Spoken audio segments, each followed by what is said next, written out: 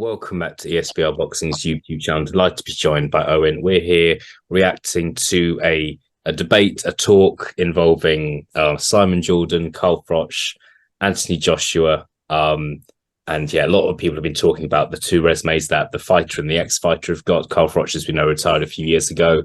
And yeah, we've had a debate, haven't we, Owen? Few opinions exchanged on Twitter, in WhatsApp groups. Interested to know your thoughts on the interview that Simon Jordan had with Carl Froch, and of course ultimately asking the question, who does have the better resume?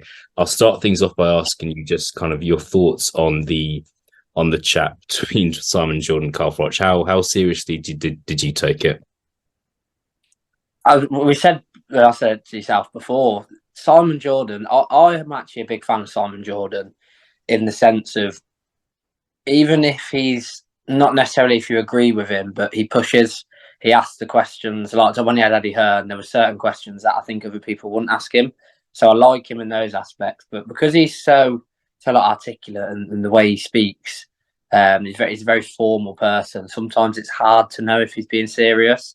So I think it's something I need to rewatch and listen to probably 3 or 4 times to try and actually delve into it. But I think they're two very opposite personalities. Carl Froch, everyone knows what Carl Froch is like, boxing fans, but Simon Jordan's sort of making his way into the boxing world more and more by the day, since he's got the sort of stance he's got on TalkSport. He's been quite open on a lot of things. So it wouldn't have necessarily been something I'd have predicted, Simon Jordan and Carl Froch sort of discussing anything boxing related, but here we are. But yeah, it's got reaction. Let's put it that way. It's done what it intended to do. There's been a lot of replies on Twitter. Some where just pure shock and confusion. Others where they've bit at it almost. So I think it's done exactly what it set out to do. And I loved Carl Froch as a fighter, but any PR is good PR in Carl Froch's eyes. So it's a win-win situation for both of them, really. Yeah, look, it's got people, including people like us, talking, and we love a debate here at ESBR. So I'm just going to read out a couple of the quotes. Other things we'll discuss. We're not going to go through the whole interview, but I think what we're really talking here is the comparison of resumes between Anthony Joshua and Carl Froch. So Froch said, I beat John Pascal for my first world title, who then went on to become a light heavyweight unified world champion. I beat Jermaine Taylor, Arthur Abraham, Mikkel Kessler, Glenn Johnson, Andre Duro in a very close fight. And then I went on to beat George Groves, who was unbeaten and 10 years younger than me in not 1 but 2 fights. When you look at the run of fights and that level of opposition time and time with back-to-back title fights, you can't compare that to Anthony Joshua. Anthony Joshua beat Charles Martin, who was a nobody that was gifted his title, and old Vladimir Klitschko, who had been sat on the sofa for the best part of 2 years, came out of retirement and nearly beat him. He beat Joseph Parker and Alexander Povetkin, but I'm not being funny. Joseph Parker isn't bad, but he's not an all-time heavyweight, and Povetkin wasn't bad, but he was past his best. The record and the names just don't stack up. Your reaction to those quotes, Owen? There's not that many times recently, especially, I've agreed with Carl Froch, but he's absolutely hit the nail on the head there. I'll be honest, I love what AJ's done for British boxing is sensational, but to compare the resumes of the two, I actually think is quite offensive to Carl Froch. I sat there myself, I've got it literally wrote down of their sort of 8 to 10 fight spell sort of thing, and you look at the names, even Robin Reid, I think, was a good win for Carl Froch. That was sort of the first name, really, on his record. I know Robin Reid's not necessarily a household name, but to the hardcore, good solid fighter. And then you look at it to go on, like you say. I mean, AJ, obviously, he went on a knockout spree. Dylan White, Charles Martin, Brazil, Molina, Klitschko, Takam. But when you actually break it down, I do agree that the White one was just a street fight, really, at the time. It was absolute chaos and carnage. It was only going to end one way. Charles Martin should never have been a world champion. Completely agree with Froch there. Brazil, well, we've seen what Wilder done to him as well. Nothing. Eric Molina, the less said about Eric Molina, the better. Vladimir Klitschko. I think that's slightly harsh. I still think Klitschko was a good win. The level of opposition he'd been fighting to go in with Vladimir Klitschko, I didn't think it was as I don't want to say bad, but I think it gets made out to be worse than it actually was. I thought it was a fairly solid win, decent fight, and how that uppercut never stopped him instantly, it still baffles me. Takam wasn't a bad win. Takam's game. He can take good amount of punishment, so I didn't mind that. But then again, Parker, anyone who's watched the SBR will have seen my Joseph Parker comments. But again, good solid fighter, but you'd expect someone who to be classed as an all-time heavyweight great or an all-time British great to be beating Joseph Parker. Same with Povetkin. So when you look at the likes of Froch, but I don't think it's just necessarily the names he's beat, it's the fights he had with them. Jermaine Taylor was all over him on the scorecards. And for my generation, I think it's the best stoppage I've ever seen. It was outrageous. Literally, less than 20 seconds left or something when he stopped him. Arthur Abraham was a 3 times world champion.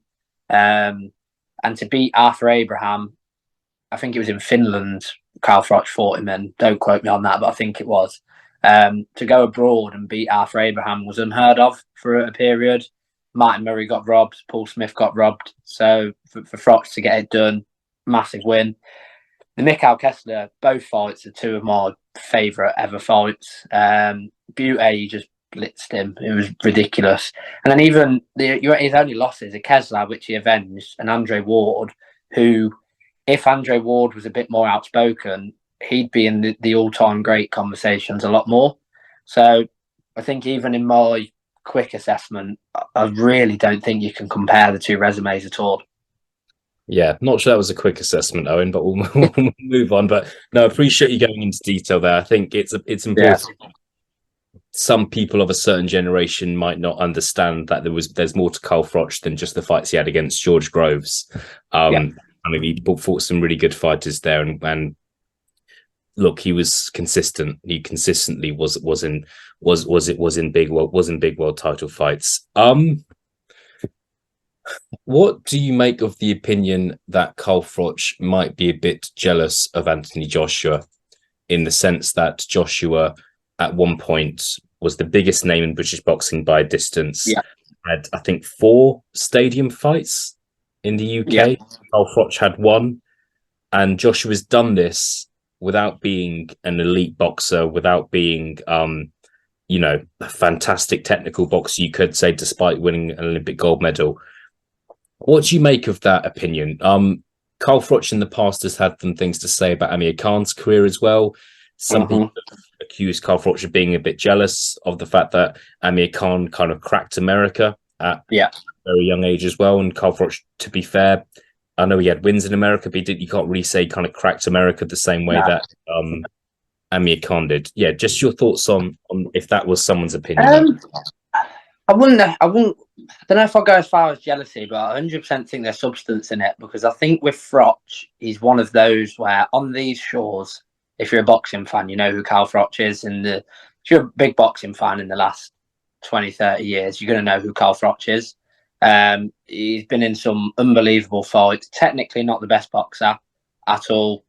There's fighters that he fought like Jermaine Taylor, who you look at it on paper and you think, should they have beat him? Possibly, but he just knew what to do at the right time.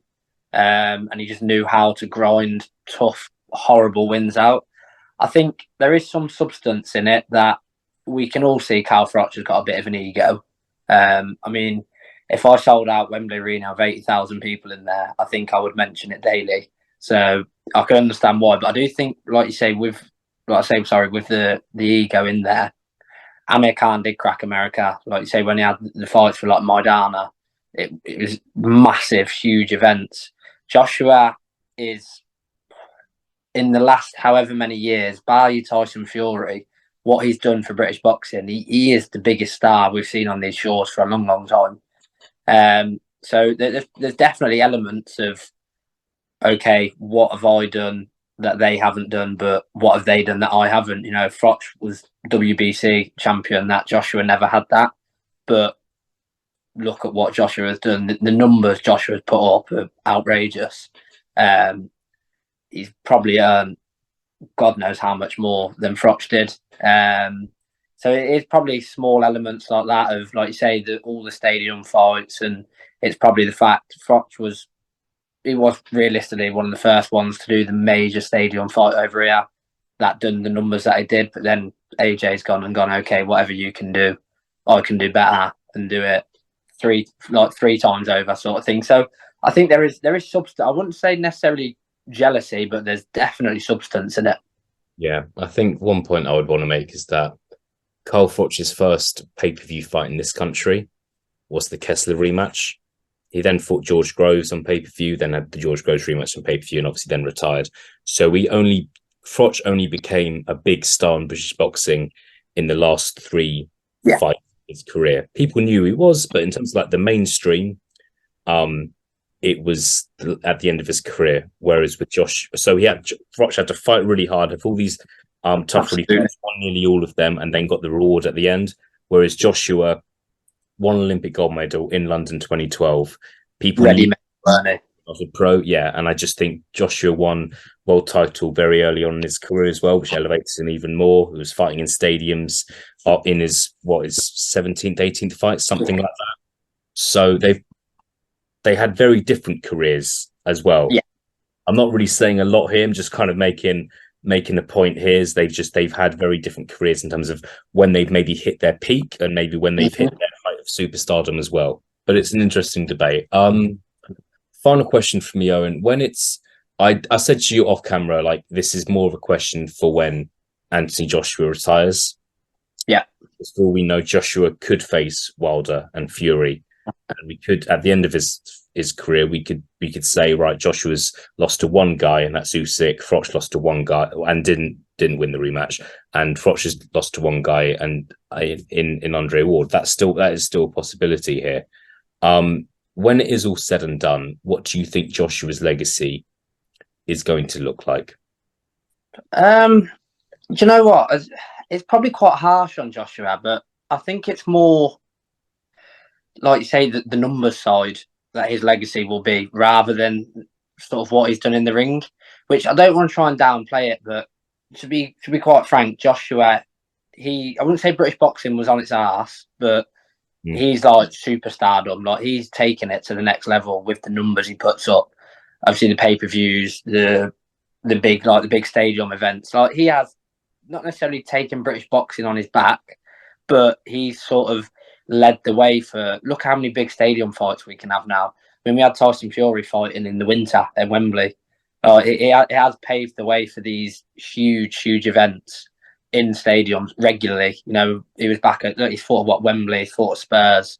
It's like his legacy for me is more what he's sort of done, even though obviously you got the fight nights, is what he's done outside of the ring. The PR side of it, what he's done for British boxing is unbelievable. He did sort of put us on the map back in those sort of terms. So listen, I've had some choice words about AJ's career, but he is 100% leaving a legacy. You know, world champion twice over. You know, unified champion. Never got to be obviously undisputed. We'll probably never see that Tyson Fury fight, which would have easily, and I mean easily, done the biggest numbers these shows have ever seen. But yeah, for me, completely different legacies. But AJ's legacy will be superior in terms of he got the casual interested back in boxing, I think, personally. Yeah, absolutely. Owen, thank you for joining me. It's been interesting to discuss this one. It's a different sort of video we're doing. There isn't kind of any kind of what happens next or see if Joshua responds. I'm sure Eddie Hearn will get asked about it during fight week this week, because that's what boxing media is about nowadays. But yeah, thank you for joining me, and I'll speak to you again soon.